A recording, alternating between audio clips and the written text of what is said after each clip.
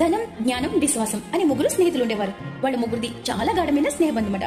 కానీ ఒకసారి వాళ్ళ ముగ్గురు విడిపోవాల్సిన పరిస్థితి వచ్చింది. అప్పుడు మళ్ళీ ఎప్పుడు ఎక్కడ కలవాలి అని ముగ్గురు ఆలోచించారు. అప్పుడు జ్ఞానం అన్నాడు, నేను విద్యాలయాల్లో దేవాలయాల్లో కలుస్తాను అన్నాడు. ఇక ధనం, నేను ధనవంతుల దగ్గర కలుస్తాను అన్నాడు. కానీ విశ్వాసం మాత్రం ఏమీ మాట్లాడకుండా మౌనంగా ఉండిపోయాడట. అప్పుడు వీళ్ళిద్దరూ ఏంటి కారణం అని అడిగితే విశ్వాసం చెప్పాడు, మీరిద్దరూ వెళ్లిపోయినా విడిపోయినా మళ్ళీ ఎక్కడో ఒక చోట కలుసుకునే వీలుంటుంది. కానీ నేను ఒకసారి వెళ్లిపోతే తిరిగి రావడం అసాధ్యం. నేను గనక విడిపోయినా మళ్లీ రావడం అనేది కుదరదు అన్నాడు. అప్పుడు అతనికి స్నేహం పట్ల అలాగే విడిపోవడం పట్ల ఉన్న ఆ గొప్ప ఆలోచనకి వీళ్ళిద్దరూ ఎంతో మెచ్చుకుని సంతోషించారు. ఫ్రెండ్స్, ధనం, జ్ఞానం ఎప్పుడైనా ఎక్కడైనా తిరిగి సంపాదించవచ్చు. కానీ విశ్వాసం ఒక్కసారి పోతే మళ్లీ తిరిగి రావడం మాత్రం అసాధ్యం. ఒకవేళ వచ్చినా మునుపట్ల మాత్రం ఉండదు. అందుకే అన్ని బంధాలకి విశ్వాసం, నమ్మకమే మూలాధారం. ధనం, జ్ఞానం, విశ్వాసం అనే ముగ్గురు స్నేహితులు ఉండేవారు. వాళ్ళ ముగ్గురిది చాలా గాఢమైన స్నేహబంధమట.